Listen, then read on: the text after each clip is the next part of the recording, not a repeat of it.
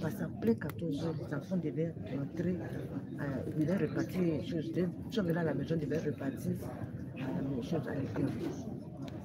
Et à ce moment, c'est la maman de nous, la vieille, qui s'est levée pour dire, c'est quel enfant qui a pris la route là au bail comme ça? Personne ne peut passer. Ils ont appelé jusqu'à, on a un papa du quartier qui a dit, prendre quand sa maman aussi, elle n'a pas vu sa tante, en tout cas, ça lui faisait vraiment mal. Jusqu'à on a parlé, il a compris. Il continuait, il a dit, depuis 1988, mon petit frère dit, moi je ne plus la cour. Je reste plus la foi. Et la cour. Jusqu'aujourd'hui. 6 ans.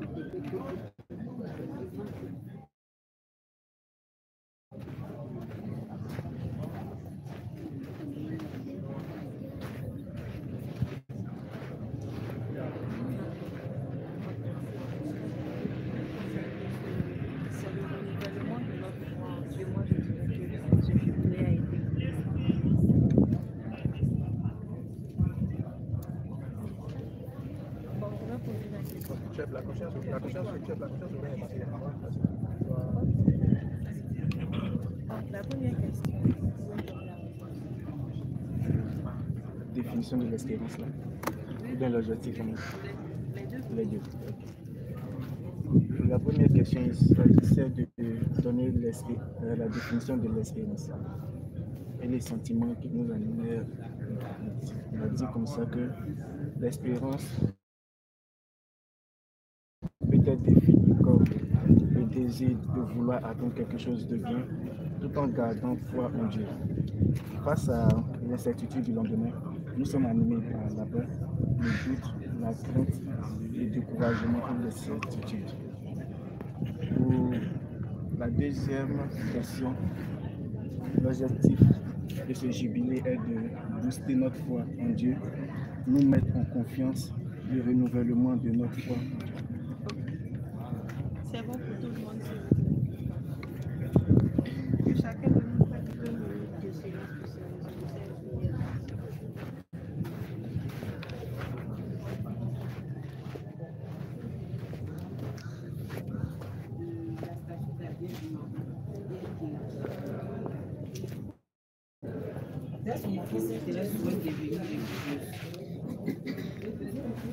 En 1887, elle part en pèlerinage en Italie, accompagnée de son père, afin d'obtenir la permission du pape Léon XIV d'entrer au Carmel.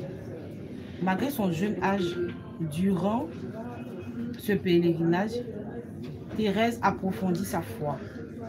Elle réalise qu'elle ne doit pas satisfaire sa volonté personnelle, mais la volonté de Dieu. Sa vocation se fortifie et elle développe une certaine réflexion sur la vanité du monde. Le 9 avril 1988, elle entre au Carmel.